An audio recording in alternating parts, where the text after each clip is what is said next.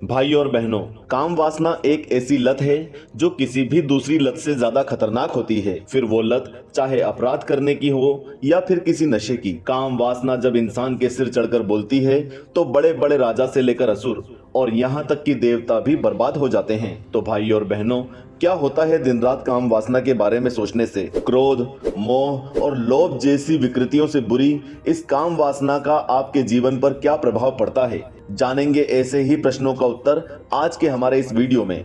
भाइयों और बहनों, आचार्य चाणक्य के द्वारा रचित चाणक्य नीति में कामुकता के बारे में विस्तार से बताया गया है। आचार्य चाणक्य कहते हैं, नास्ति काम समो व्याधि, नास्ति मोह समो रिपु, नास्ति क्रोध समो वहनी, नास्ति ज्ञानात् परम सुखम। अर्थात काम वासना के समान दुष्कर कोई रोग नहीं है, मोह के समान कोई शत्रु नहीं है, क्रोध के समान कोई अग्नि नहीं है और ज्ञान से बड़ी इस संसार में सुख देने वाली कोई वस्तु नहीं है। आचार्य चाणक्य इस श्लोक के माध्यम से कहना चाहते हैं कि काम वासना में लिप्त रहने वाला व्यक्ति विचार और लक्ष्यहीन हो जाता है। जिसके दिमाग में ज्ञान के बजाय सिर्फ काम वासना की ही बात चलती है, ऐसे मनुष्य से बुद्धिहीन व्यक्ति इस संसार में दूसरा कोई नहीं। दरअसल भाइयों और बहनों, कामुकता में कोई बुराई नहीं है, इसमें कुछ भी गलत या फिर सही नहीं है।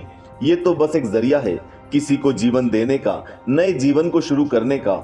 ऐसे में जब तक कामुकता आपके शरीर में रहती है तब तक तो सब कुछ ठीक होता है, लेकिन जब वही कामुकता आपके दिमाग पर चढ़ जाए तो यह एक विकृति का रूप ले लेती है जो आपका जीवन अस्त व्यस्त कर देती है। आपने ऐसे कई पुरुषों को देखा होगा जो कामुक होने पर स्त्री को जबरन संबंध बनाने के लिए मजबूर करते हैं। जब स्त्री ऐसा नहीं करती तब पुरुष अपनी बात मनवाने के लिए हैवान बन जाते हैं।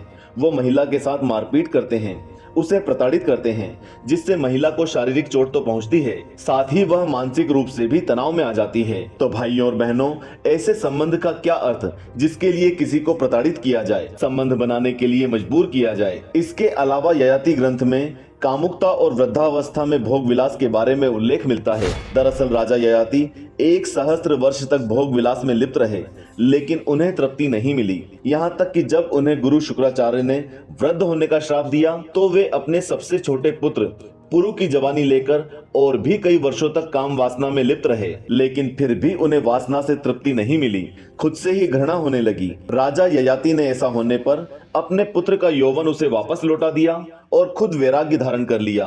भोगा न भुक्ता वयमेव भुक्ता, तपो न तप्तम वयमेव तप्ता, कालो न यातो वयमेव याता, तृष्णा न जीर्णा वयमेव जीर्णा।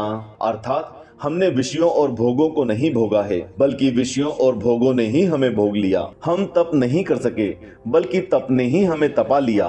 काल समाप्त नहीं हुआ, बल्कि हम समाप्त हो गए। तृष्णा जीर्ण नहीं हुई, बल्कि हम ही जीर्ण हो गए। आसान भाषा में समझाएं तो ययाति सालों तक काम वासना में लिप्त रहे, लेकिन उन्हें फिर भी तृप्ति नहीं मिली, जिसके बाद उन्हें समझ आ गया कि हमारी इच्छाएं कभी समाप्त नहीं होती, बल्कि हमारी इच्छाओं के आगे हम ही समाप्त हो जाते हैं। हमारी इच्छाएं, हमारी काम वासना मरते दम तक हमारा पीछा नहीं छोड़ती और ऐसे में हम अपने जीवन में बिना कुछ किए मृत्यु को प्राप्त हो जाते हैं। अगर शरीर के किसी अंग को इतना ज्यादा महत्व दिया जाना चाहिए तो वह जननांग नहीं, बल्कि हमारा दिमाग है, क्योंकि वो हमारा दिमाग ही तो है जो हमें दूसरों से अलग बनाता है, हमारे लक्ष्य को प्राप्त करने में हमारी मदद करता है और हमें सफलता दिलाता है। जबकि इसके उलट कामुकता एक ऐसी लत है जो अच्छे भले इंसान को भी दिमागी रूप से कमजोर बना देती है। इंसान हर वक्त इसी के बारे में सोचता रहता है और ऐसा करके वो सिर्फ अपना समय ही बर्बाद करता है। और जितनी जल्दी मनुष्य की समझ में ये बात आ जाए उतना ही अच्छा है। तो हम उम्मीद करते हैं आज के हमारे इस वीडियो का तात्पर्य आपको भी समझ में आया होगा। अगर वीडियो अच्छी लगी हो तो इसे अपने मित्रों और सगे संबंधियों के साथ शेयर अवश्य करें और ऐसी ही सभी धार्मिक और आध्यात्मिक रोचक जानकारियों के लिए जुड़े रहें आस्तिक परिवार के साथ। फिलहाल आज के लिए इतना ही। जय श्री राम।